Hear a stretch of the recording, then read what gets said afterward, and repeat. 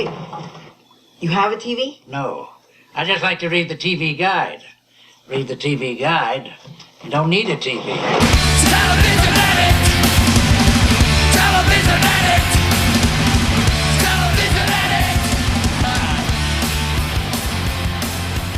Hey everybody, welcome and surprise! It's a bonus episode of TV Guidance Counselor this week. I am Ken Reed, your TV Guidance Counselor, here each and every week to discuss classic television with you and a guest using classic issues. I use classic too much there. Using back issues of TV Guide magazine from my personal collection to enter the doorway of our collective viewing memories. I figured, hey, what an awful week, a tough month, a tough year, a tough half a decade for everybody. So what better way to help than with an extra episode this week? Sometimes I get the opportunity to talk to multiple great people in a week, and as a result, you get multiple episodes, and this is one of those weeks, as my guest is writer, comedy legend, Merrill Markoe. She is amazing. She has several books out, but has a brand new book out that is a graphic novel diary called We Saw Scenery, the early diaries of Merrill Markoe.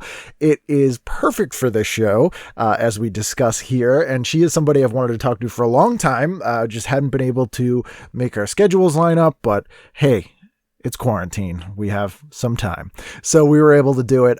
Buy We Saw Scenery. If you haven't bought it yet, go on Amazon, go wherever you buy books, buy it right now, pause this episode, buy it, read it, and then come back and listen to this episode, or, listen to the episode, buy it and listen to the episode again. You could do that. But anyway, it is sincerely very, very good. If you have other guest recommendations that you want, I'm trying to get everybody that people ask for. You can email me at tvguidancecounselor@gmail.com or at ken@icanread.com. Also want to thank all the new patrons. We have a bunch of new patrons this month. So, I cannot thank you guys enough. I am blown away. I know that money is tight, and, the fact that you choose to contribute something to the show is crazy, but in a good way. Crazy, like not Aerosmith crazy, like I don't know what I'm talking about. It's been a long week. Let's just get to the episode. So anyway, please sit back, relax, and enjoy this week's episode of TV Guidance Counselor with my guest, Merrill Markoe. TV is my friend, and it has been always there for me in time of need. Merrill Markoe, how are you? I'm good. How are you? I'm doing well. It's a rainy, gray day here in New England, but that is how we like it in the autumn, I guess. Yeah, I like rainy and gray. I prefer it, really. Oh, do you? Because you've been out in California for ages, right? Yeah, but I am so sick of it. Would you ever move back to the East Coast? No, I'm thinking about moving up to the Pacific Northwest. Even with all the white supremacists. Oh, no, I'm thinking about moving to an enclave where I think they're not permitted, or there's not many of them. That's probably a good choice. Do you know Bruce Campbell at all, who is in Evil Dead and Burn Notice? No. He bought like a lavender farm in rural Oregon. And he travels I like noticed twice a there year. were lavender farms up there. I had never seen a lavender farm before. Yeah, I'm like, that sounds like a nice life. Just living on a lavender farm in the middle of nowhere. Sounds good to me. So I encourage your moving someday. But I gave you an issue here from 1963, which is probably right in sort of the sweet spot of your new book, which is Diaries from around this time. It is more or less. Yeah, I recognized all the shows. That's for sure. I used to have the TV schedule memorized. I was, as I prove in the book I should mention the name of it. It's called We Saw Scenery, and it's based on my early diaries. I took them and made them into sort of a bigger general storyline. But TV, I hadn't realized until I really sat and scrutinized them again, the amount of importance TV had for me when I was growing up. A lot of people you'll hear say that they lost themselves in a good book and all this kind of thing. And I was doing plenty of reading, but it was mostly Nancy Drew and Mad Magazine. And I was watching a lot of TV. I had the schedule memorized. I knew what day and what my plans were for the evening early on. I was way more pop culture possessed than I sort of imagined myself to be, because I'm not really that much like that now. But but I was really like that then. It's funny whenever people do the show, a lot of times they will say like, I didn't really watch that much TV, and I'll send them a TV guide. Then they're like, yes, I did. Like as soon as it comes back, it was so important because you moved around a lot as a kid, didn't you? We moved around 3 times. We went to 3 edges of the country. We were in New York, and then we went to Florida, and then we went to California. And I stopped watching TV at one point when I was in 11th grade. I was too sophisticated for TV. I only watched PBS and Monty Python. Right. And then I went to UC Berkeley where it was illegal to watch TV. So I didn't watch any TV for a chunk of time there and kind of forgot the amount that I had done before in these diaries. I acted like I was writing for somebody, but I was writing for myself, obviously, although it now has an audience. I mentioned what shows I watched and what was the plot. I thought that was important, and whether I liked it and whether I was crying. But I mean, that is important. Like, and I asked about the moving too, because a lot of people I have on that move around a lot, like TV is a consistent thing. So in a new town, if a show's on Thursday night at 8:00 in New York and you move to California, it's on Thursday night at 8:00. So it's like a weird consistency that a lot of, like, I haven't grown up in a chaotic environment. That was one of the reasons I jumped to TV, because it was like very reliable in a lot of ways. Yeah. And I was also finding all my entire love life on TV. Like I would watch every show that had any boy under the age of 17 on it with hopes that I would be in love with him deeply and one day we would be wed. Which is why you married most of the cast of Dobie Gillis for several years. I never liked Dobie Gillis. I never liked I liked that show. Yeah. But I never had a crush on Dobie or Maynard or anybody, but I had a crush on all the sons of everybody on shows, like the Rifleman's son, who I was trying to remember his name yesterday and I couldn't. Oh, I can't either. Yeah, but I know it. Yeah. If you said it, I would go, oh, geez, I can't believe I forgot that. But every time there was a sitcom that had a son on it, I would work to try and at least have some love for them. Did you ever work with or get to meet any of those people later when you became? Thank God, no.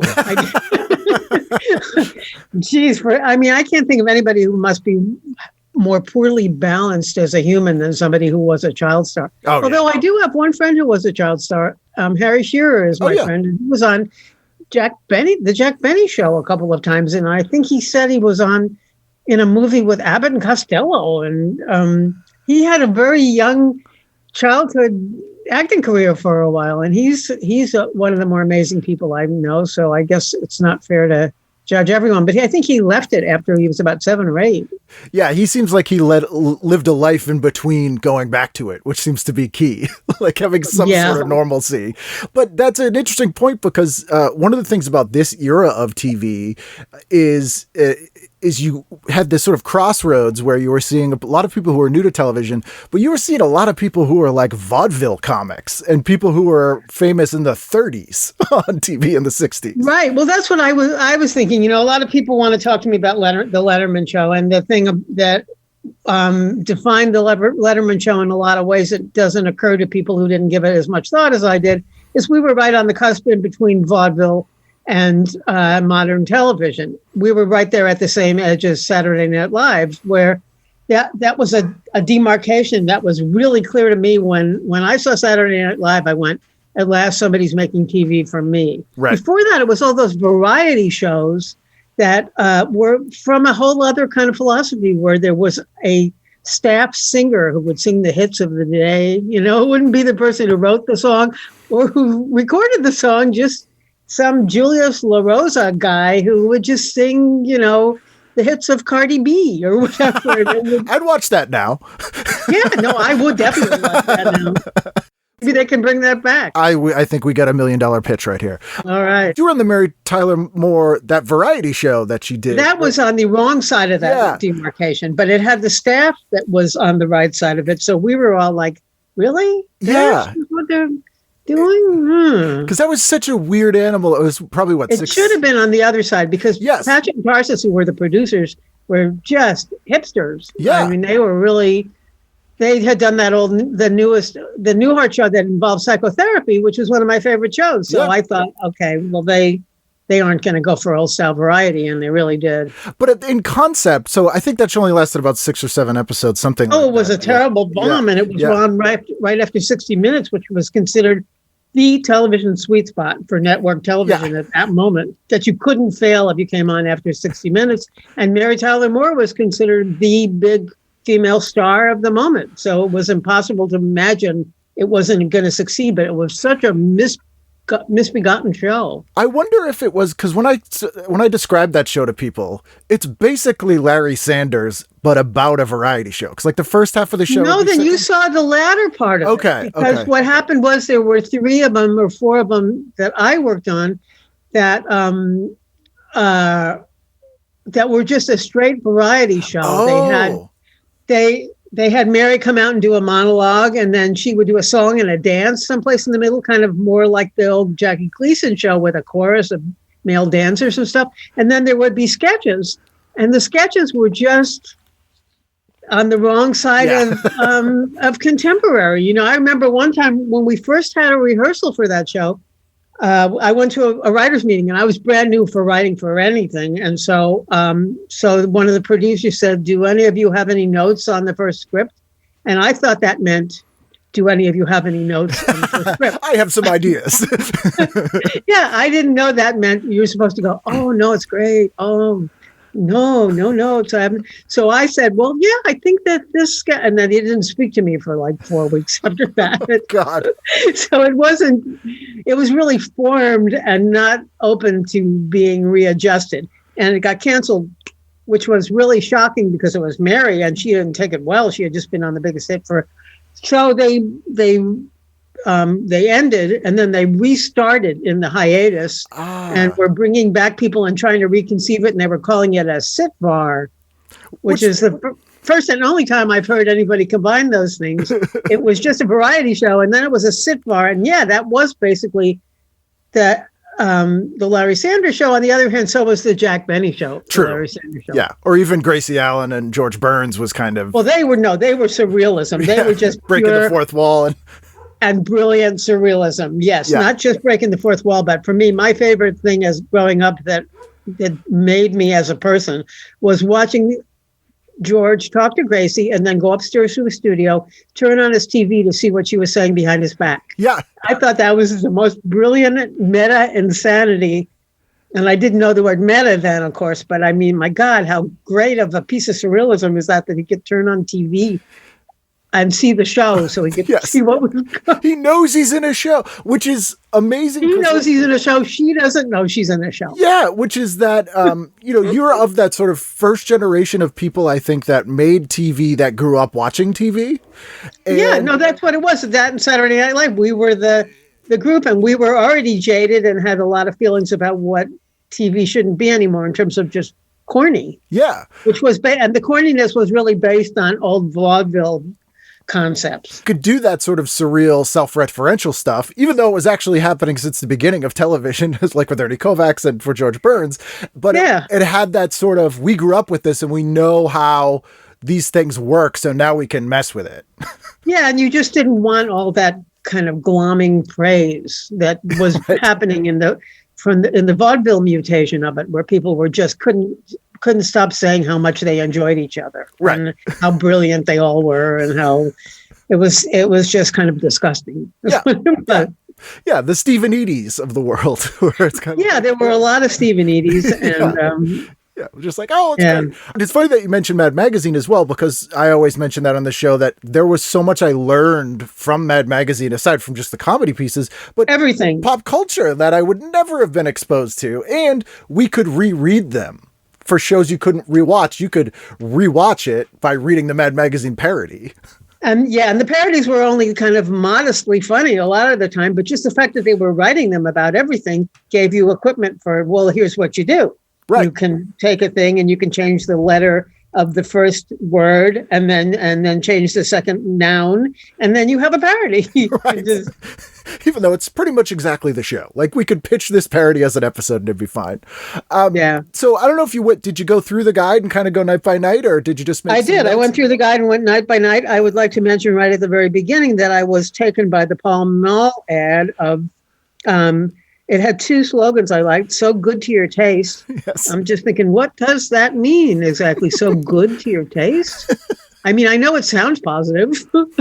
I don't know what it means. And then their other slogan was, "You can light either end," which seems kind of like a mixed blessing, sort of. That sounds like an insult to me. Like, this guy lights either end, with a cigarette or something like that. Well, I guess it means there's no filter for sure. Yeah.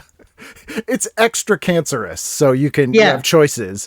Yeah, I am always amazed at the cigarette ads in TV Guide, and they ran in TV Guide up until the 2000s. They were still running cigarette ads, and there's one, I can't remember the name of the cigarette because there's all kinds of obscure ones, but I couldn't believe this was a real ad. It was from 1970, and it said, "Cigarettes should be like women, thin and rich."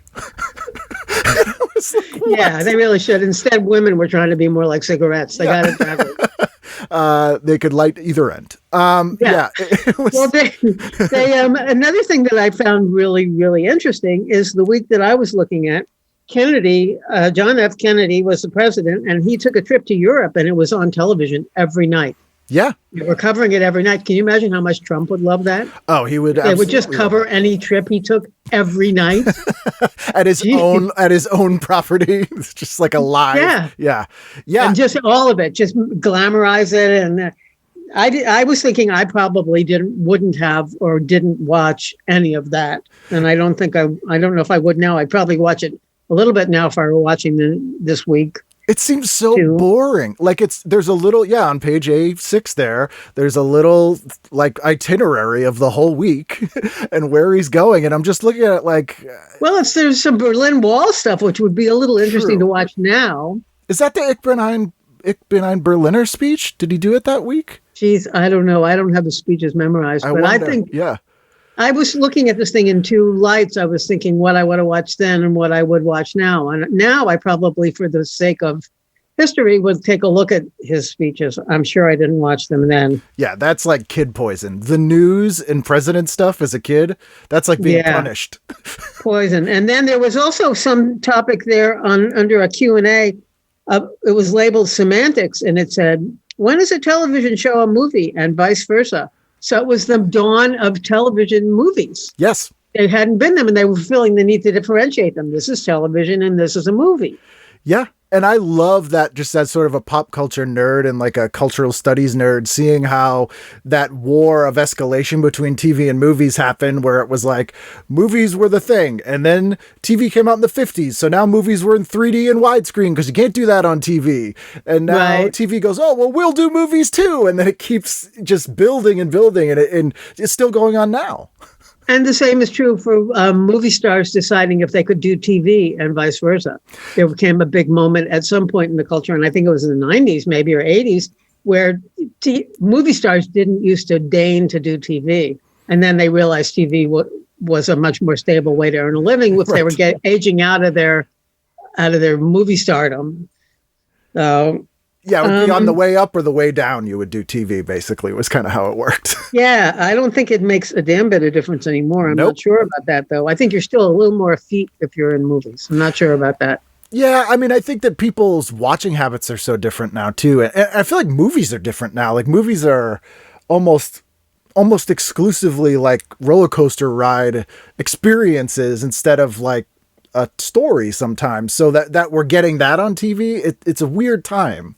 And they're also taking a second position, I think, to TV. The more serious, interesting indie stuff is taking place in series not on networks, but on the different streaming outlets. I mean, a show like Breaking Bad would have been an amazing movie, but it certainly I don't know. There's a lot of things like that couldn't be movies that are just really excellent, brain-challenging TV. There's a lot. TV has changed so much since I decided I would work for it and started having people say no to me.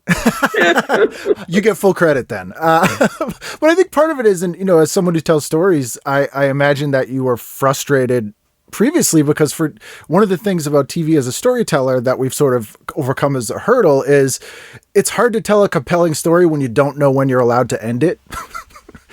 Well, you weren't allowed to have anybody killed if you were doing episodic. Right. Everything and you weren't allowed to have nasty characters when I was out pitching, or women. So it was just supposed to be these just interesting week to week men that you followed, and occasional wives.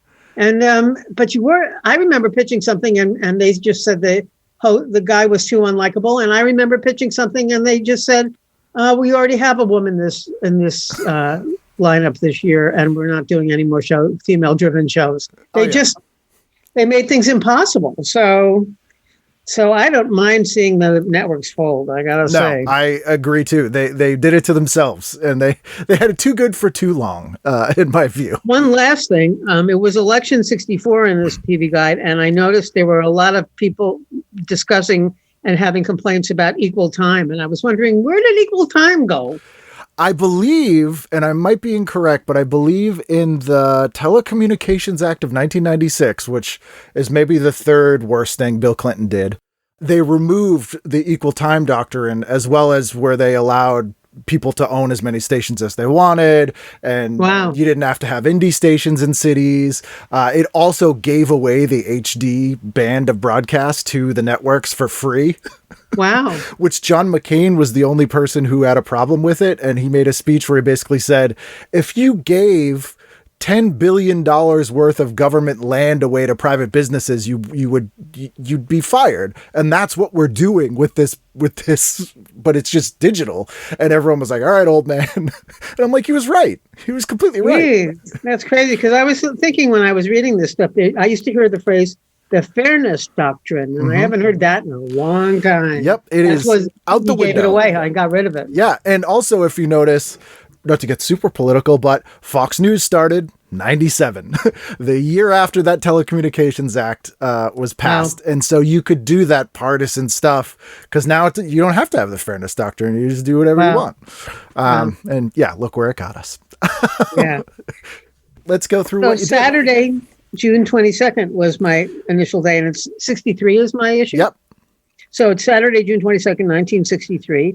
And starting at 8 o'clock, the last show of the season for Jackie Gleason, who I did not like, but I probably would have watched it because it was the only thing on at that time. And I like Crazy Guggenheim.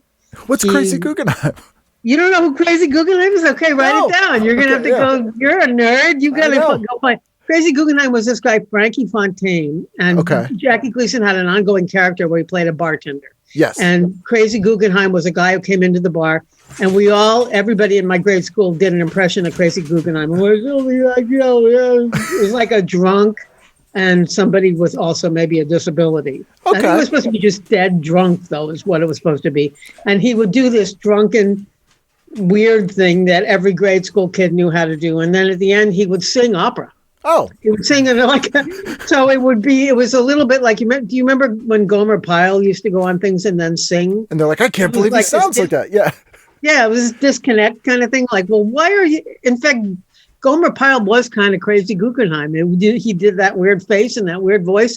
And then he would say, oh, and by the way, I'm a trained singer. And then which does seem very vaudeville to me. Like that sort of, here's the big reveal, you know. Yeah, and very annoying, I always thought. I mean, I'd rather hear him sing like a goofball than hear him just sing straight. I mean, but anyway, that was his big gimmick. Did you find Jackie Gleason off-putting? He fascinates me. And something wrong with Jackie Gleason, in my opinion. Yeah, so like something about him, clearly he has that likable thing, like that magnetism thing that people do in show business. But he doesn't seem like a good guy. But I haven't heard anything specific, even though normally I do on the show. And I'm just like, what was it? Like, I found The Honeymooners really depressing. Yeah. Part of it was that set. Oh, yeah. I wanted to like The Honeymooners because I liked Art Carney. Who's amazing. And when Art Carney would walk in the window, that would be good. But the rest of the time, watching an overweight guy in a really drab apartment have horrible fights with his wife was just... I'm like, I can go to my grandfather's house if I want to. I don't need to watch it on TV.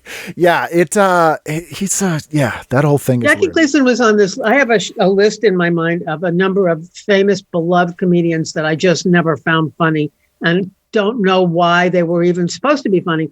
Jackie Gleason is one. Red Skelton is right up there. Same. I just plain old never knew what was supposed to be funny about Red Skelton. Red Buttons confused me.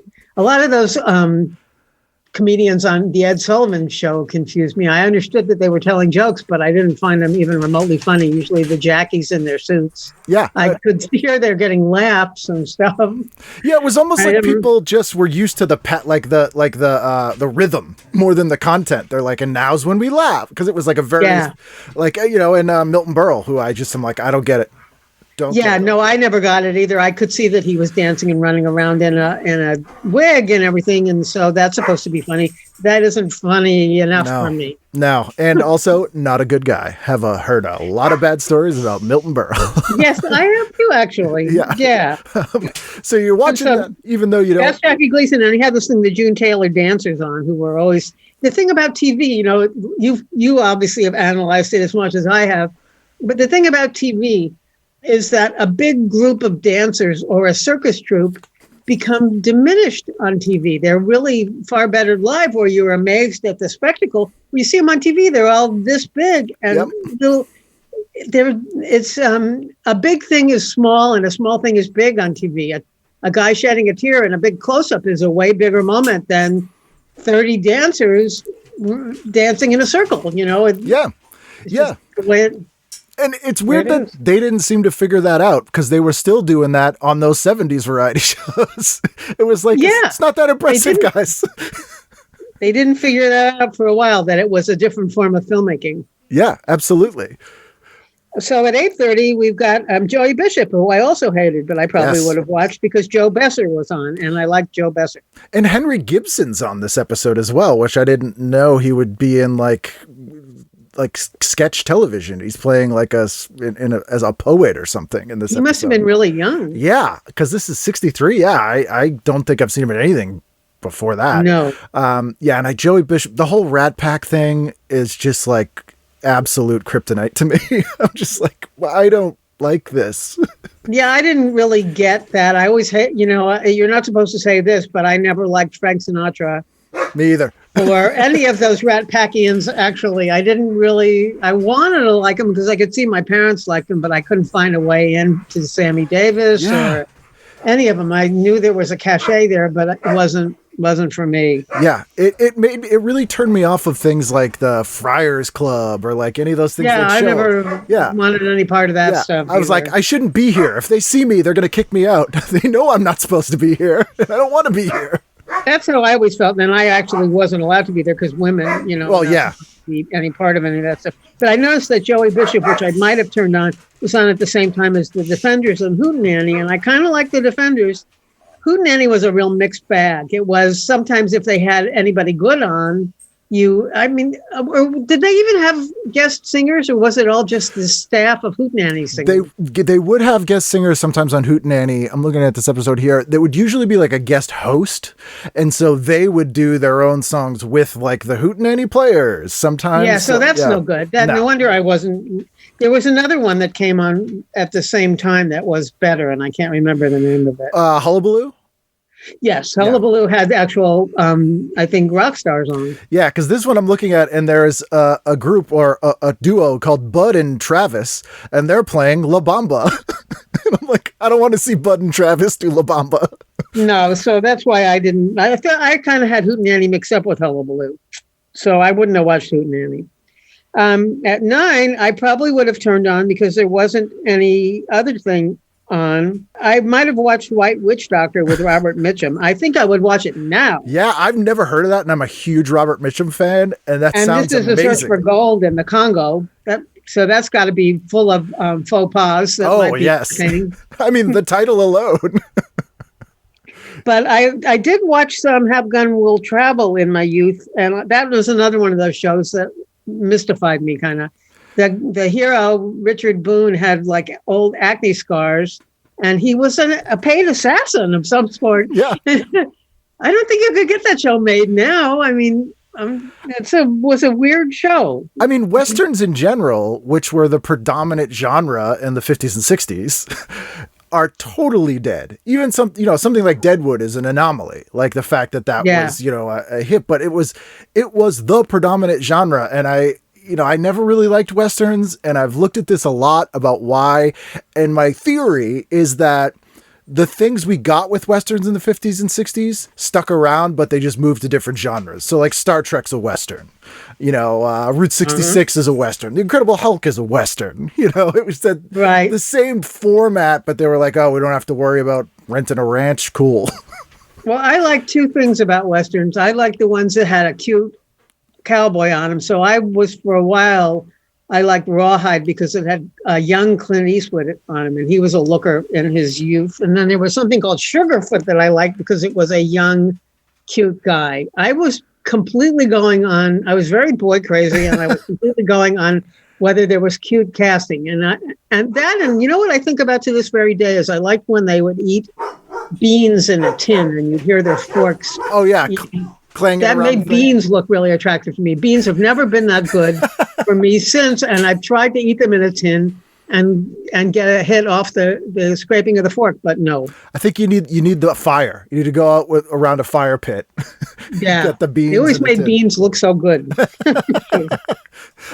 Excellent. So at 10 o'clock, you got Gunsmoke, and that one I did like. I always watched Gunsmoke. I liked Miss Kitty. I'm forgetting the name of the guy who had a limp. All the grade school kids did impressions of him. Yeah, and that's an interesting point you bring up too. Like with the grade school kids doing impressions, is there's things you had to watch even if you didn't like it, because otherwise you had nothing to talk about at school. Yeah, that was your cultural capital. And if you didn't like Gunsmoke and didn't watch it, and kids were doing that limp, you'd be like, I have nothing in common with you. Yeah, no, that was at that in commercials. Everybody did all the commercials, which led everybody to careers in stand-up comedy, which when I started was entirely people talking about commercials. Yes. As someone who still does stand-up, it kind of still is. In many ways, sadly. But you can't presume that everyone's watching network TV or anything now. You don't know what commercials anyone's seeing. It's almost worse in some ways, because you'll have people who will be like, have you seen this commercial? And then you get that additional 2 minutes of them having to explain it because everybody hasn't seen it. And then some people are like, is this just a made up story? I don't know what it's god awful. Yeah. Especially if you now buy a streaming service and pay the extra $1 a month to get no commercials. Yes. Yeah. Which is kind of like, I would just go on stage and brag about that, how well I'm doing with that $1 a month. Oh, big laughs on that. Yep. You're going to get nothing but laughs. Nothing but laughs on that. Yeah. So where are we? Did you move on to Sunday? So that was at 10. So we're moving on to, Sunday. You know what? I don't think I wrote in Sunday. I always went to Monday. It's quite all right. It is the Lord's Day. So you rested. I somehow missed Sunday and I went on to Monday. There's not a lot on there. You got Ben Casey, Wagon Train. I always watched Ben Casey. I always watched Wagon Train.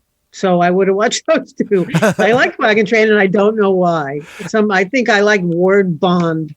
Yeah. And I don't know why. It was different every week because they were traveling every week. So that's kind of exciting. You're like, and there were some women in it, I think. Yes. Yeah. Who weren't prostitutes. That was just an accident. Yeah. I meant to make them prostitutes. Oh, damn it. We forgot. And Ben Sunday would have been Ed Sullivan too, right? Yes, absolutely. Who was on? On Ed Sullivan that night, we have, where are we?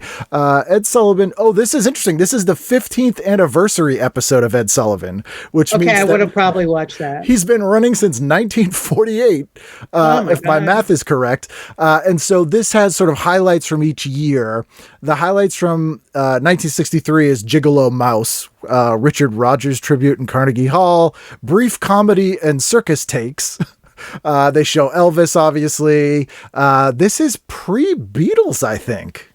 Yeah, it is. Beatles didn't hit till 64. So this is before the Beatles Ed Sullivan thing, so that's not even presented here. We got Phil Silvers, who is an old comedian that I love. Yeah, no, Phil Silvers was good. He was really good. Just amazing. I love George Burns, too. And I really like Jack Benny. Yes. They didn't have weird underpinnings of evil. Yes. They didn't seem as mobbed up. I think that was the thing. Oh, I was reading, did you read, you must have read Kliph Nesteroff. Oh, yeah. Kliph's a good friend. He's been on the show. Yeah. I love that book. It's a great book. And not until I read that book did I realize that when I was deciding that I would go into comedy, and more specifically when I was doing stand-up, I was skipping into a den of mob people. It never occurred to me that nightclubs and stand-ups were connected to the mob. Yeah. But very connected. Oh, yeah. Yeah. And in Boston, it stuck around for a long time, to the point where when I started, I had like my mom's friends who were a little shady be like, hey, you doing the stand-up? Look out for these fellas. And I'm like, okay, I don't think Jimmy the Steak is around anymore, but all right, whatever. But yeah, so there's a mixed bag here. But it is amazing that in 1963, the show's already been on for 15 years and hasn't even done the Beatles thing yet. Well, what's amazing also is that was the difference between that style of TV and what came later, because I think, and I'm not sure about this, maybe if we think for a second, we'll be able to find a parallel, but he was uniquely untelegenic and unlike a television personality, Ed Sullivan. I guess he was a journalist of some sort, or a reporter, or he's a booker. He had an entertainment column or something, or did he own a nightclub, or I don't know. He had some connection to the whole thing that way, but he was so unappealing as a TV personality, and every comedian, of course, did an impression of him. Yep. Is there anybody now who is so unlikely to be on TV? Everybody now starting in grade school knows how to be on TV. Yeah. So they would never be so wooden and unappealing as he was. Yeah, because he wasn't even like a radio guy. He didn't even have that going for him. He was basically a booker who they made host the show. It was like, is someone sick? Why is he out there? And he was very, very, he had no sense of humor. Nope. He had very little to recommend him. Yeah, it's very strange. It does seem to be an anomaly, because I can't even think of any parallels, not even just now, but even later. And maybe occasionally on like when they used to have UHF channels. Yeah. There would be people local broadcasting. Somebody's uncle would have a show for a year. Or those like horror hosts that were like, the weatherman wanted his own show, so right. Those guys I was always devoted to. I watched a lot of terrible entertainment where it would be a weatherman with a horrible Frankenstein makeup get up on. Including, I would go meet them. That's in my book. We Saw Scenery isn't in my book, but excellent. I got to ride to a shopping center with the host of The Dungeon. He was calling himself Empty Graves, and I gave him a lot of shit for walking around in a Frankenstein outfit. But imagine if you could make a living today walking around in a Frankenstein outfit, wouldn't you? You can in front of Grauman's Chinese, in front of 42nd Street in New York. Aren't there people just out there doing that? I think so. Yeah, and then they like shake you down for a buck or two, take a picture of them. Yeah, maybe there is. You're right. They don't have a TV career, I guess. No. A public appearance career. That's true, which is almost the same these days. You bring up a point that I always make on this show too, that people in the sort of premillennial era of television lived lives before they went into the entertainment business, for the most part. Yeah. So they brought this gravitas and this life experience to the things that they did that sometimes is missing now, especially on stuff that relies on a personality hosting a show or anchoring a show. Well, those kind of personalities, yes, but when you read the bios and so forth, some of the comedians and the variety show stars started at age 2 with their family, and their families were doing an act. That's true. So, yeah. I always, it depends. Like Alan Alda, have you ever read his stuff about growing up in the vaudeville clubs?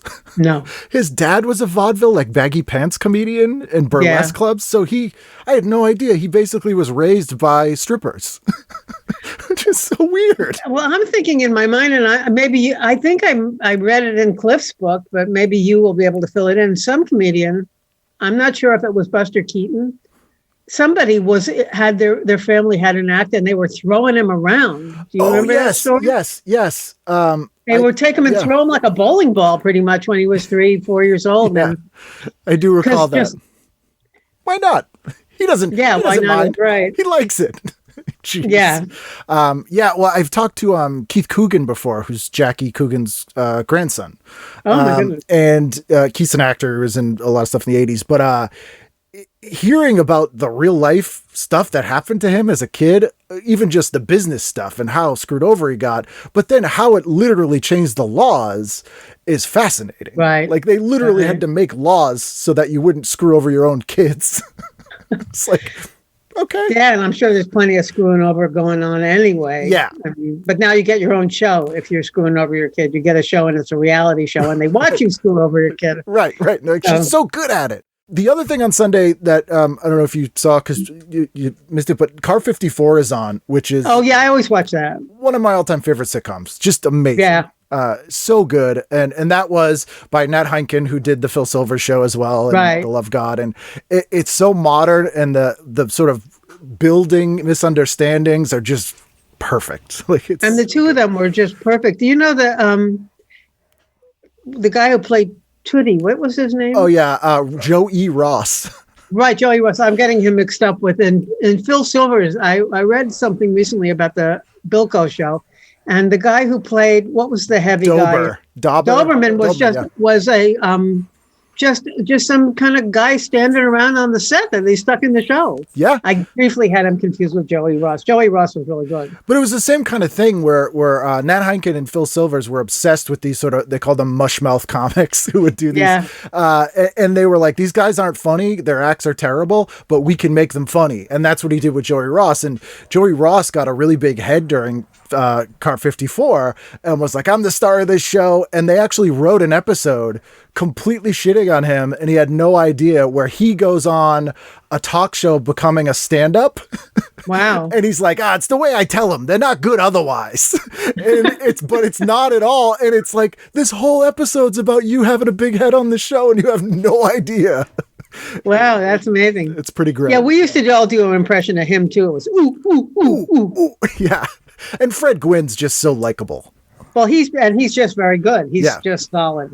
Yeah, I love Fred Gwynn. And in another era, he would have been the Abbott in the Abbott and Costello or some other. Yeah, easily. And he was a great dramatic actor too. I always wanted more, like, even in like Pet Sematary, he's heartbreaking in that movie. He's so good. And, and I guess I didn't see that. Yeah, it's great. So Monday, what'd you do? Monday at 8:00, I had my choice of I've Got a Secret and Pete Seeger. And now I might probably turn on Pete Seeger just to see what it looked like. But I always watched I've Got a Secret. I thought that was pretty entertaining. Yeah, that was a great show. That was that sort of that genre of New York sort of sophisticated game show that we don't have anymore. Yeah. It's like you have these like, I'm Gore Vidal and I'm a panelist on a game show. Yeah, and Arlene Francis, who I never knew who she was exactly. Yeah, and also who was the other one without a chin? She was a writer for. Yes, I'm forgetting. I can't think of it either. But yeah, you'd have like Orson Bean and like all these people. Yeah. Who were, and it was just so weird. Like it seemed like, these are very smart people at a party. But this is a dumb that is show. what it seemed like. That it seemed like a glamorous kind of a show. Weirdly. And this is also the first season of Julia Child's French Chef. That's the other thing on which I would watch now because I'd certainly never watched it then. I wasn't at all remotely interested in French cooking, but I would definitely watch it now if I had the option. Yeah, very, very entertaining. And Pete Seeger, who I think was it Pete Seeger that the Smothers Brothers put on and got in trouble for? He did The Big Muddy. I don't know. Pete Seeger, I think it was during Vietnam. He came on and played The Big Muddy, and that was like the final straw. And they got replaced with Glenn Campbell. Hard to imagine that Pete Seeger could get anybody riled. He was pretty. I mean, he was political, but he was very couched in kind of folky. It didn't seem dangerous. Genial stuff. Yeah, but the stuff he was saying was pretty on point and angry. They were too. They were very busy doing that. Yeah, which was amazing. Like the way they were able to get. I loved them. I really liked them before that show and after that show. I liked them seeing them on. He used to be in a lot of variety shows like Ed Sullivan. I think they went on there. Yes. Yeah. I thought they were just a perfect kind of duo, the one silly one and the one straight one. But seemed edgy, like almost to what you're saying with like the stuff you're doing on Letterman. They were sort of playing in the format of all the other stuff, but what they were doing was totally not that. Like it was something more than that. They were extremely good. at what they were doing. I saw them live a couple times, actually. Oh, really? In them days. Yeah, I saw them at Stanford when I was in high school. Oh, wow. I saw everybody, by the way, and saw everything everywhere. I went to everything. When I was between 14 and 17, there was nothing I didn't go to. Do you have like an all-time favorite or like the best one that you were like, this was life-changing? I went to 2 Beatle concerts. Wow. I actually hated those. Those are in my book. I gave them terrible reviews because you couldn't hear them. From the screaming? It's all those screaming girls, and I hated the screaming girls. It's very, very opinionated. You're not wrong. No, I was right. Yeah. I was totally right. I don't disagree with myself, but I was very in love with Beatles. So that is the weird thing because you mentioned in the book, like you go back and it's almost like reading something a different person wrote, because in a lot of ways it is. But when you surprise yourself, when you write something that's like totally you. Well, I turned into myself as I got older. When I was starting at about 14 or 15, I was becoming more and more and more like myself. About 16, 17, I was pretty close, but the person in 8th grade, 7th grade, 6th grade was just this weird status-seeking lunatic who doesn't remind me of me at all. I was following my friends along and being just like they were, I thought or hoped. So at 8:30 was the Rifleman. I really liked Chuck Connors, and the kid name was named Johnny. Yes, Johnny Crawford. Johnny Crawford, that's right. Yes, I was trying very hard to be in love with him, but he was not as lovable as I wanted him to be. I was always scared of Chuck Connors.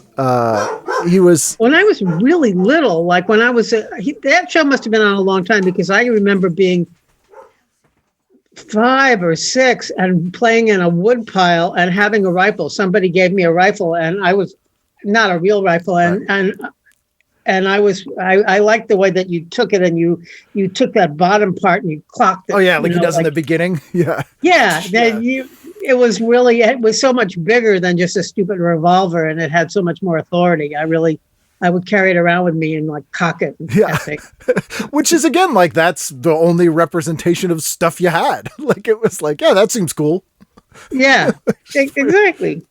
So I would have watched that, and then at 9:30, I almost definitely would have watched Andy Griffith. We were all doing impressions of Don Knotts at school. Yes, it's hard not to. I mean, he's just...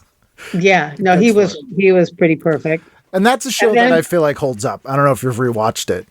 No, I haven't rewatched it. The man I live with, Andy, watches it still to this day. He really has a fondness for it. It is good. I will admit, it holds up.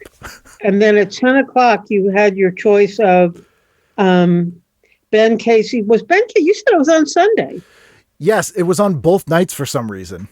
Oh my goodness, it must have been a very special episode. Yeah, Jack Warden's in this one. You know what? The other thing I noticed that I thought was really amazing is on the doctor shows, which I was into both of the doctors, Ben Casey and Dr. Kildare, they list who wrote the script. Mm-hmm. How amazing is that? And not for every show, just for the doctor shows. Like those were very specially written shows. Yeah, you could have a high level of writing. Some of the drama variety shows, they'd write it. So like Play for Today and the stuff that like pre-Twilight Zone Rod Serling wrote, they would have the writer in the listing there. But yeah, it was very unusual. Just doctors.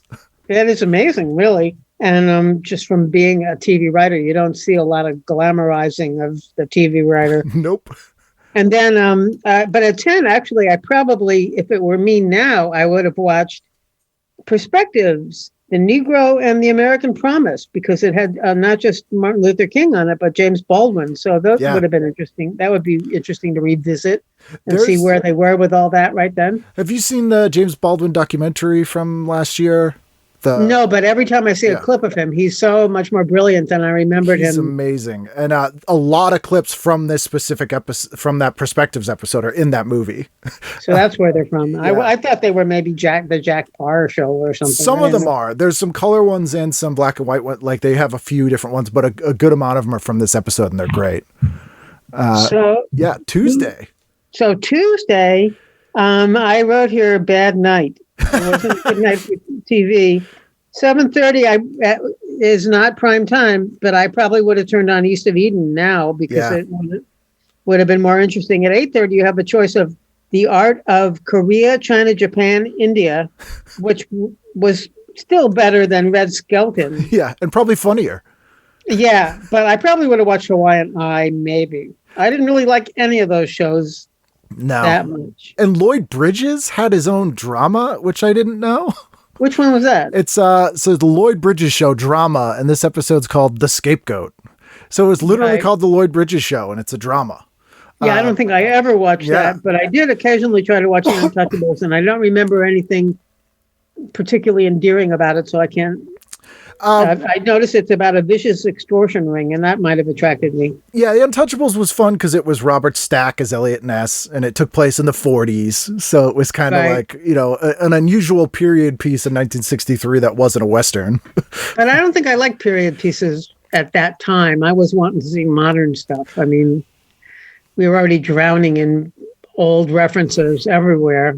Yeah, as a kid, I didn't like period pieces. My rule as a kid was if the show was before electricity, I was like, nope.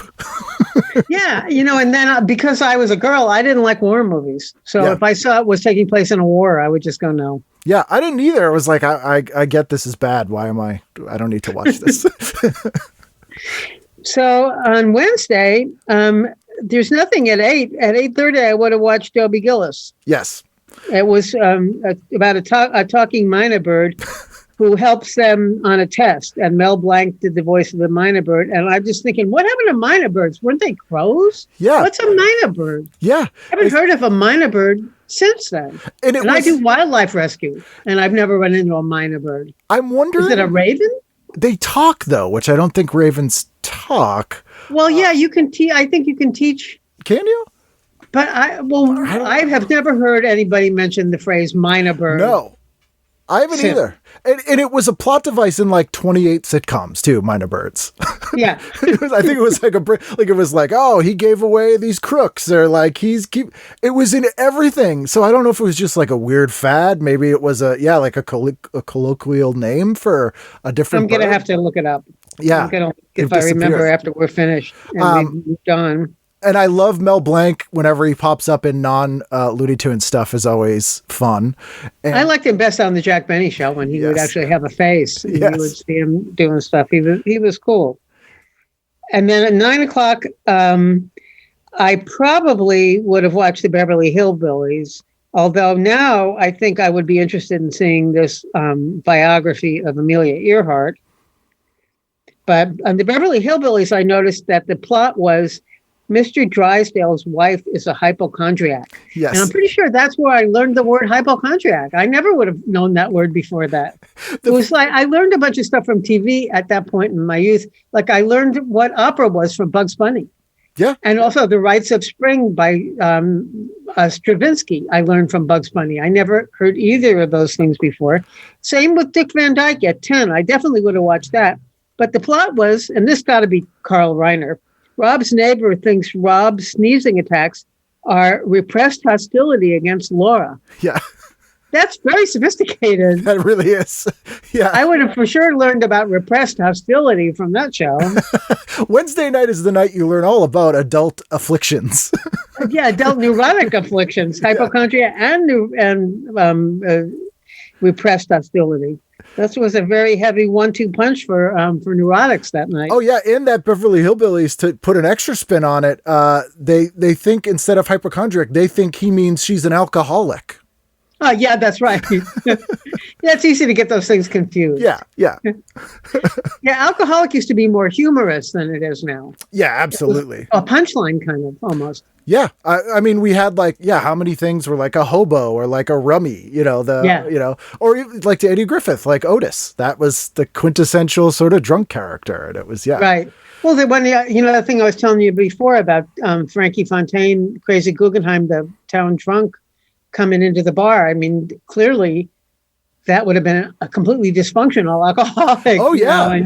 That's a sad guy. Like it is funny thinking about it, because I talk about Cheers a lot on the show. And my favorite thing about that show is everyone on it, except for Sam, who's sober, is an alcoholic. Yeah. They're in the bar in the daytime. And that's kind of the beauty of that show, in that it's a great equalizer where you have a mailman and a doctor sitting next to each other drinking at a bar in the day because they're alcoholics. Yeah, geez. And it's should have just named it that, and then the next season could have been Rehab. Yeah, exactly. They would have had spin-offs forever. But it is interesting to see how in 20 years we're presenting those people so differently. Yeah. on TV. That is interesting. Okay, moving on to Thursday. I always watch Perry Mason. Yeah. Except when I was 12 and I used to watch Donna Reed because I was in love with the son. Yeah. Yeah. He's a good looking lad. He doesn't look so good looking to me now, but at the time he was the right age, and anybody who was the right age. And then the daughter, Mary, Shelley Fabre had a singing career for a while, and that sort of ruined it for me. I didn't really like when she would do her songs. Yeah. Although I did like her songs, I think, when I was 12. It was weird how they would try to slip that in all the time. Would be like, oh, and now the teenage boy put out a record on the show. How convenient. It's like, yeah. Well, it was like they got that from Ozzie and Harriet, I think, where they gave the guy a singing career and then he had one and then they kept it up in the show. Yeah. That was the weirdest show, that Ozzie and Harriet. Yeah. I always say that when shows go on more than 3 seasons or 4 seasons, especially then, they either suddenly became singers, started a band, went into space, or it was like one of those 3 things have to happen. But rarely space and a band. And that's where the tragedy is. They couldn't combine them. Only Josie and the Pussycats managed that one. Were they in space? After 4 seasons, they went to space. And still kept the band. Which is really hard to do. Wrong. Yeah. There you go. Playing your instruments in zero gravity is a real impressive skill. Yeah. Donna Reed is a show I've tried to rewatch, and they basically write her as a complete lunatic on that show. Yeah, I would like to rewatch that. I don't. She was manic. You mean she was a crazy Lucy kind of character? Sort of, but in a less like slapsticky way. Like all the problems or plot problems on that show are her being really neurotic or being like, oh no, we have to do this. What about this? Or like reacting really strangely to something. Right. And it's weird. Like I watch it, I'm like, she's got some problems. I definitely have to watch it. You know, who was another person on my list of people I just wasn't able to find funny? This is my most controversial one. Lucille Ball. I agree with you. She didn't seem funny to me. She had on too much lipstick and she was too grimacy and disturbed for me. And she scared me because I would see her in like the stone pillow Lucille Ball, like she was like a monster. And I just didn't like that slapstick. I couldn't. No, I never liked it either. Yeah. Well, you and we're in the same team on that one. We're a good match for that kind of wrong comedy. So then at 8:30, I would have watched Dr. Kildare because everybody loved Dr. Kildare. And Gloria Swanson's in this one. Gloria Swanson? Yes. She's playing Julia Colton in this episode. Yeah, she embraced that character and everybody thought she made it her own. She really did. She essayed Julia Colton. So, and I have nothing else to say about that. Oh, they listed the writers I wrote down here. Yes. And then at 9:00, definitely I would have watched The Twilight Zone, although I would have had my choice if I were young enough. I would have watched My Three Sons because I was in love with 2 of the sons. Oh, are you at liberty to say which 2 or the one you didn't like? Yes, I can. I didn't want the little kid, obviously. Oh, yeah. I liked Robbie and the one who used to be Tim Considine was his real name. Mike, yes. I liked him ever since he was on the Mickey Mouse Club. Yes. Yeah, My Three Sons is a weird show because it was on for almost 20 years. Yeah. And it went from black and white to color, and we literally saw these kids grow up and then in the show have their own kids. And then they got more sons. Yeah, they adopted the neighbor, that kid. It was really weird. This one, they're in Tokyo. Yeah. Which is strange. But I don't know if this is the old My Three Sons or the new My Three Sons this year. I think it was the old one still. I think it's still the old ones. I think the cutoff is if it's Bub or Uncle, what's his name? They would switch. Yeah, I knew Uncle. I never knew Bub, I don't think. Yeah, I think I'm not sure who I knew, really. I think this is pre-Bub. And the Twilight Zone that night is another one with Burgess Meredith in it, and it's not Time Enough at Last. And they also say who wrote this episode is Charles Beaumont, who wrote like the 3rd most scripts on Twilight Zone after Serling and Richard Matheson. Wow, you really do have your data. I love Twilight Zone. Anyway, I would have been debating, but I think Twilight Zone probably would have won because those were riveting, and you didn't have the option to watch it some other way if you didn't see it. Yeah, it never reran, which is ironic given how much it reran in the 70s and 90s. That would have been exciting. And then 10:00, I would have been very conflicted. I would have probably started to watch this summer special, but Bob Hope, another one for me. Although I liked him in the old road movies. Yeah. Those I thought were extremely funny. His specials were the opposite of comedy for me. And but I would have watched this one now because Bob Hope in Moscow, I would kind of like to see what that was in every form, what they showed of Moscow and what jokes he made about Moscow. And in 1963 too, like that's nuts. And they had the Red Army chorus on, which would be a little interesting. And then says scenes of modern Moscow. I would like to see what those scenes were. That would be interesting footage. So it says of modern apartment buildings and a department store. Well, that was I remember that period of time very well because there was a lot of, that was a period of time where they talked about the domino theory and communism was the ultimate worst thing that could happen. And everybody talked about how Moscow was deteriorated. And if you went there, you would see apartment houses crumbling and everything was crumbling and stuff. And then in my mind, it was if somehow the United States makes the wrong move and we turn communist, all our buildings are going to crumble immediately. Of course, that is what's happening now. Well, yeah. But yeah, that's a good point because now that's fascinating when I think about Red Scare stuff to have a show in 1963 on a major network with Bob Hope that seems to be presenting it in a very positive light. Yeah.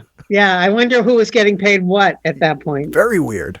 He might have been a very special ambassador to Russia. Yeah, they're paying him. He had a lot of money, that guy, and he was getting it from somewhere. Paying him in vodka and golf clubs. Yeah. And then, so on Friday, at 8:30, there was a big multi-culti music festival on PBS, which I might turn on now, but I don't think I would have turned on then. Irish bagpipes, an Armenian orchestra. I think then I would have gone, nah. Yeah. I might turn it on now because it sounds a little interesting, but really I probably would have watched Route 66 because I kind of had a crush on George Maharis. Yeah, is a handsome guy. And that show is great. I really love that show and that holds up very well. And they handle a lot of really progressive stuff on that show. I'm going to have to rewatch it, but I think it was sort of supposed to be Jack Kerouacian kind of. I was not aware of that at the time when I was watching it. It didn't really make sense to me. Although, you know what, now that I think about it, I probably would have been watching the Flintstones. I watched a lot of Flintstones in those days. Now I don't find that even remotely entertaining, but it used to disturb me even then. I liked the Flintstones, but it disturbed me how the same scenery went by over and over and over again behind. They had like one panel of a bush, and when they'd run, the same bush went by repeatedly. And they could have gone for a second panel with two more bushes. Two bushes. Did you ever bring that up to people and they were like, "Why? What are you talking about?" That would happen to me if I noticed something like that. They'd be like, "Why do you care about that?" Well, you know what you should look at? I made a movie. I didn't make a movie. I made a remix about maybe 7 or 8 years ago. It's called Quick Draw Noir. And I took Quick Draw McGraw and I put German voices under it. And then I put new subtitles and I just took the depressing parts, including the scenery. And then I voiced it over that they were discussing. And it seems as though the same scenery is going by over and over. I love that. I need to see that now. That's amazing. I was pretty proud of it. Yeah. It's interesting. Route 66 is presenting sort of beatnik culture as but they didn't look very beatniky then. No, but then you look at like Maynard J. Krebs on Dobie Gillis. He was a cartoon. I never knew what I mean, if that was supposed to be beatniky, that got it completely wrong. He was such a cleaned up beatnik. Yeah, it's interesting seeing how that started to filter into the shows and these two very different shows. But you know what that actually was? That was variety show. That was Bob Hope and a Beatle Wig. Yeah. Which is what I used to call as the central metaphor for all comedy that seemed horrible to me was Bob Hope and a Beatle Wig. It just the wrong things forced upon each other. Yeah, it's clear that you're like, oh, this old man has no idea what he's doing. He's making fun of the wrong things. Yeah, it's very, very weird. And am I misremembering? Did you work on the new Laugh-In Or am I wrong? Yes, I worked on the New Laughing, which was Okay. another one, just a misbegotten. They hired a very young writing staff. It was my first job, and they used none of our material, not one word. They just had a stockpile full of old Sakatumi material that they got out. And we thought we were writing Saturday Night Live, all of us. And then when we saw the show, which had been written in the office across the street by the head writer and somebody else, we were just stunned. We were phoning each other going, did you have anything in the script? No. Did you? No. Who did? Because that's another. What is that? That's another one of those things where it's like I just couldn't like laughing. It just, to me, it seemed. I never did either. I didn't like Rowan or Martin, and I didn't like the sense of humor taking place any part of it. None of it. It was including the go-go dancing in the middle of it. I was too hip at the time. I mean, I was already aware it was hacky schmacky for hip culture. Yeah. So. It is that Bob Hope in a Beatle wig to me. That's immediately what I thought of, where it's like old men writing what they think kids do. Well, have you met George Slaughter? No, I haven't. No. Well, he would explain it to you if you were to meet him. He is he's the missing integer. Yes. Yeah. Because I've tried, and man. By the way, that was what was really weird to me, that I got a job on Laugh-In, is I never watched all of even one episode. Right. And then I got picked up for a second option period, me and just two other people. And I just thought, you didn't use a single word I wrote. Why am I getting picked up? They were like, we really liked what we didn't use, though. Yeah. We're thinking about maybe using something at some point. Yeah. So we're keeping you around. Was Letterman the first show that you really felt like you were getting what you wanted across? It was the very first show that I ever got anything on. That was the one thing I really give Dave. I mean, Dave and I were really collaborating. We were really tight in terms of collaborating at that point. But before that, I had a lot of those ideas and I was pitching them places, but everybody seemed to like them, but nobody ever said yes. And Dave was the first person who ever said yes to a lot of stuff. I remember thinking to myself, when we were doing it, if it weren't for him, not any of this stuff, not any of it would have ever gotten on TV anywhere. Yeah, because you had a experience already pitching these things on a couple different series that just weren't. Yeah, nobody wanted weird stuff, and Dave did. So that's where we were pretty perfect for each other as collaborators at that one point. Because did you do not necessarily the news right after Letterman? No, I did it after I left the show. Yeah. Because I was kind of trying to force some stuff on there, but that was really a different sensibility than me. But they gave me the greatest job. They were letting me do anything I wanted. Yeah. So I had little weird moments of a whole other show in their show. That's what I was going to say, because the weirdness factor is up significantly on that, and I love it. And then the other thing I was doing right after I left that show, believe this or not, because I've been doing all the remotes on the Letterman show, I was working in local news doing those remotes, but with me in them, and they were letting me because they liked them so much from the Letterman show. I was on 10 o'clock News 13 in LA, and I actually got a review in LA Magazine that said, Merrill Markoe is the weirdest, most disturbing lifestyle reporter to hit the tube in some time. And I was really proud of that. I thought, yes, I am. I made it. But I mean, I think people don't understand how big that show was in the 80s, especially younger people. Like, I've talked to Adam Resnick, who I've had on the show, and like Chris Elliott would pop up playing a Vietnam vet in Miami Vice because people saw him on Letterman. It's like, that's insane. Yeah. So, well, Chris Elliott still pops up all over the place. Yeah. But he's not, 23 playing a Vietnam vet named Rags McGillicuddy on The Equalizer. Is that true? Was he on The Equalizer? Yes. That's really funny. What a great use of Chris Elliott. Yeah, like he's in Michael Mann's Manhunter as a FBI serial killer profiler.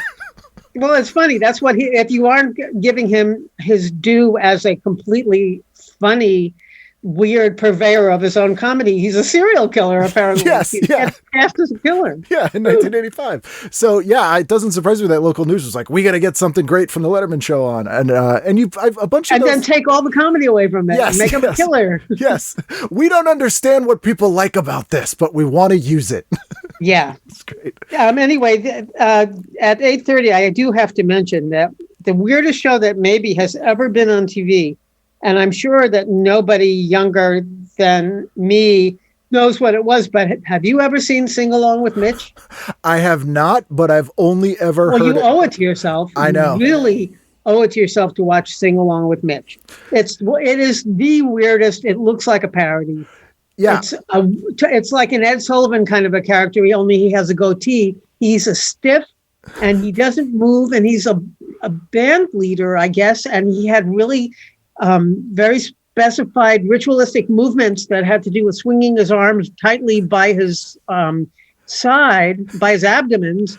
And then he had a big group of singers behind him, and the grandmothers loved that show. My two grandmothers would sit next to each other on chairs in front of the TV and just clap and sing, and they just loved it. They were playing all the oldies, songs I hated, and it was the opposite of entertaining, but it was surreal. Yeah, it was really surreal. I only know it as a comedy premise, or like people. Well, who you need to parodied watch it. Yeah, I need to dig it up. You write that down next to Quick Draw Noir. Was that the Bouncing Ball show? Sing Along with Mitch? Was that the first? It had a bouncing ball too, but I don't think Bouncing Ball originated with it. I think that came from short subjects in the movies. Oh yeah, that would make sense. Or cartoons or something. That was an old function of early movie making, I think. We can put Follow the Bouncing Ball in the same bucket as Myna Birds, as a thing that was all the time and stuff we watched as kids that I don't think people would even know about anymore.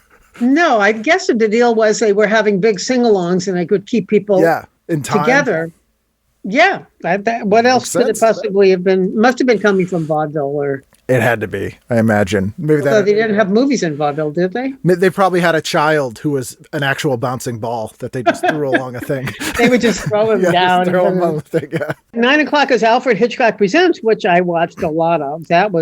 That would be worth rewatching, I would think. I've rewatched some of those. They're pretty good. In the 80s, when they did the new Alfred Hitchcock Presents, that was literally just remakes of old episodes, which was kind of interesting. And then they cut in his actual intros from the old show, but colorized, which is weird. He was spooky. He was scary to me when he had that show. And it was as scary as the Twilight Zone to me. It was like, and I don't remember anything about the plots, just about him in black and white, looking terrifying. I found it scarier because it was almost never supernatural. It was all like just straight up murders. I was like, that can happen. This not so much. So you have your choice of that. And then I watched a lot of 77 Sunset Strip, which was on opposite it because I had a big crush on Kooky. Yes. Who was the valet. Who also put out an album. And I bought it. I used to be in a club, which I talk about in my book, We Saw Scenery. But I was in a club when I was in 3rd and 4th grade called the Gilmer Club because the other member was named Jill. And we collected dues, which was, 2 or 3 pennies or whatever we got out of our mother's wallets. When we saved up $1, we bought Kooky Kooky, Lend Me Your Comb, which was the song that was his big hit. Yep. It's him doing hipster language that, by the way, I not only still remember the lyrics to the song, but I've never heard any other use of those words or those expressions ever. I mean, I don't know if they made them up for that song or they couldn't have been. I don't think they were real. They must have. I guess he was supposed to be a beatnik or something. Yeah, because it's Kooky Kooky, Lend Me Your Coat. It reminds me, Martin Short used to do a character on SCTV that was like an old Broadway songwriter. Right. Like, give me a C, about C, like that thing. And that's who I picture writing those songs. It'd be like, what do the kids say? Because the last line of it was, baby, you're the ginchiest. And I've never heard anybody use the phrase Ginchy. Nope. In any other circumstance. Nope. So. I've only heard it used in reference to that song. Although, I might want to bring it back now that I've said it out loud. Yeah. I might have to bring it back. I think we can bring back Ginchy. Let's do it. So I think that's my week. Yeah, that's the whole week. Is there anything that you are watching in lockdown or watching our like comfort shows that you watch from when you were a kid? From when I was a kid, no. I'm watching a lot of shows. I try to stay up with whatever's really good, so I just know what's really good, what the level of good is. And the level of good is so much better than right now. I was so impressed by Pen 15. Did you watch any of that? Yeah, it's great.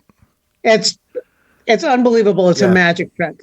Those girls being, I don't know how old they are, but I think they're in their 30s. Yeah, I think they're like 33 maybe? Or 30. Yeah, early to mid 30s. Yeah. That I'm buying them as 13 and that they're playing in a cast full of 13-year-olds is so funny, and you totally buy it. Yeah. It's there's some real overlap with my book. We saw Scenery. Yes. I mean, the other thing that hit me is it's so weird how it's the same discomfort of being there. I think they're talking about their childhoods in the 90s. Yep. And I was talking about mine in the 60s, and it's pretty much the same creepy discomfort being a girl in 30 years apart. Yeah, so, 8th grade is 8th grade in a lot of ways. Isn't that weird? You would think that it would have morphed on some level. The way TV is no longer vaudeville, it would have been a new kind of 8th grade, but it doesn't appear to be. It's that hardwired stuff. Yeah, a friend of mine actually went to the junior high school they film Pen 15 at, and in the 90s. So when she watches it, it's like PTSD because it's like I'm watching it where I actually went to school, which is kind of amazing. That would be PTSD. Yeah. It was kind of PTSD writing my book. I bet. Yeah. Was there anything in there that you were like, I don't even want to touch this, or? No, I touched everything that I had the reaction. The thing that I think of right off the bat is from grades 4 through 6, I was in love, and I mean deeply in love. And by love, I mean I thought he was cute. I didn't think I know one other thing about him, and I don't think I ever had a real conversation with him or any contact. But he was a Nazi, and he was, when I would walk into the room, he would do the Third Reich salute at me, and I thought it was him paying positive attention to me. That's how insane I was. And that, to this day, explains why I have a crush on Richard Spencer. That's a joke. I just punched him because I love him so much. When I saw that, the stuff I had written about this guy and that he was doing Heil Hitler at me, and I wasn't taking it as Jew baiting. I thought it was a cute guy paying attention to me. That's when in the book I start drawing myself into the panel and going, now what is wrong with you? He's pulling your pigtails. It's just cute stuff kids do. Have you looked up any of those people? Like, were you like, I wonder what that I wouldn't look up that guy. My God, I don't want to know I'm about curious. a nice Nazi in his 60s now. Jeez. Well, it'll be like apt people. We'll look him up there. They're probably coming to their glory lately. Oh, yeah. If he kept it up, I got to figure the part of the thing that I was thinking is, I don't know that he was really a Nazi or if it was just his parents or if he kept up the family tradition. Who knows? Yeah. Obviously, he was raised in a Nazi family. Oh, but for he was sure. only, 10. Yeah, I think kids like to get attention any way possible and also mimic the awful things they see at home. So it's like, kids think... obviously he was being taught to make fun of Jews, and I didn't really identify with being a Jew, so I didn't realize that was bad either. Wow. So that was cute. Yeah, that is cute. I love the book, and I'll plug it again in the beginning, in the intro and outro. I also love that you did it as sort of a semi-graphic novel. It's not just semi; there's drawings for everything. Yeah, it's all, there's nothing in it as text that isn't represented by a drawing. Did you think you needed the visual of drawings to really convey what was in there? You know what? I went to art school. I went to 6 years of art school. I got a master's degree in art. And I was originally starting to think, when I started reading the diaries, I thought maybe I would do a comic strip. And I would just have illustrated. I was going to illustrate without judgment the things I had written when I was 11. And it would be a comic strip by an 11-year-old from another era. And I thought, well, maybe that's funny. So I started doing a bunch of them. And when I had it, and I was entertained by it, and when I had enough of them, my friends started going, well, this is a book. And I was going, how can it be a book? It's just random. It's random stuff. So I worked really hard for years to figure out how to make it into a book, but that's how it became a graphic thing. And also I have a lot of friends who are cartoonists, and I was watching them doing graphic novels. I didn't know how to do the grid, so I didn't do the grid on this one. I might try it in the future, but I would look at the work they were putting into this and think, well, I just will never have the patience for that. And then I did it, so. It's perfect. It's like and it also is that kind of thing where I'm like, obviously it could be adapted easily into an animated show or something like that, but it really makes you realize that there are unique things to the format that you're conveying that have to be presented in this way, which is kind of a fun thing where you're like, the way this is presented as sort of found object with the cartoons, it's unique to a book in a lot of ways. Yeah. And I was thinking to myself, I wondered what that kid looked like, because, when you think about it, I don't know about you, but in my memory, if I think of 5th grade, I think of TV shows probably more than I think of anything. And then I think of just maybe my classroom and nothing too specific, like my friend, but I don't have a lot of stuff that is specifically fifth grade until I started reading this book, and I had written something down for every single day of fifth grade. Yeah. And then I thought, well, that's really interesting because I didn't know what you were supposed to do with the diary. So I wrote down every single thing I did. Yeah.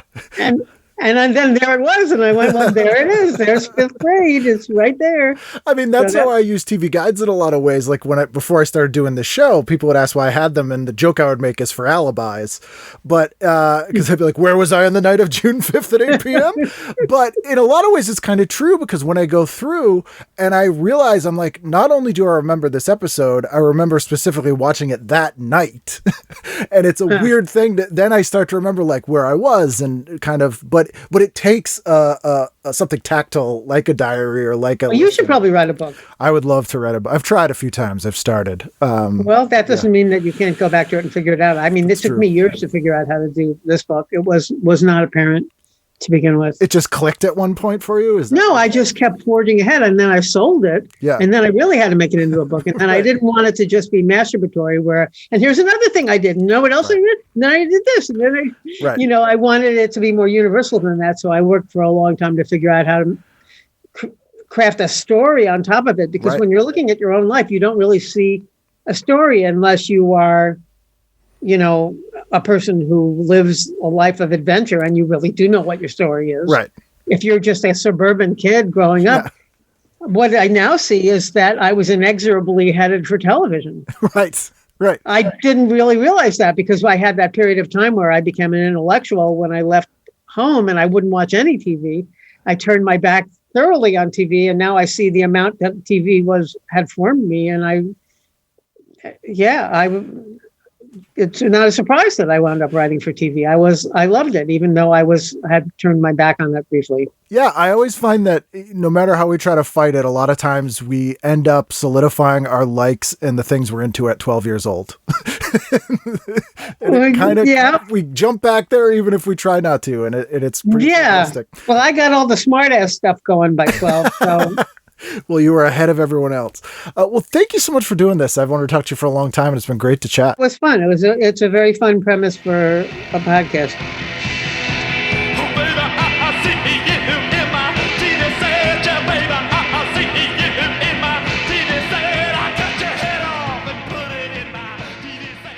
There you go. That's Merrill Markoe. We Saw Scenery. Buy it. Buy copies for the holidays. Send them to people. They will enjoy it. I enjoyed talking to her. You enjoyed listening to me talk to her. And I enjoyed telling you that you enjoyed listening to me talk to her. So we have a brand new episode next week as well. I am plugging on at closing out 2020 into 2021. And hope you guys are doing all right. Let me know how you're doing. Ken@iCanRead.com or tvguidancecounselor@gmail.com or at TV Guidance or at Kenneth W. Reed, REID on Instagram and Twitter. Let me know what you're watching. I hope you're hanging in there, and I appreciate you being here, and we'll see you again next time for a brand new edition of TV Guidance Counselor.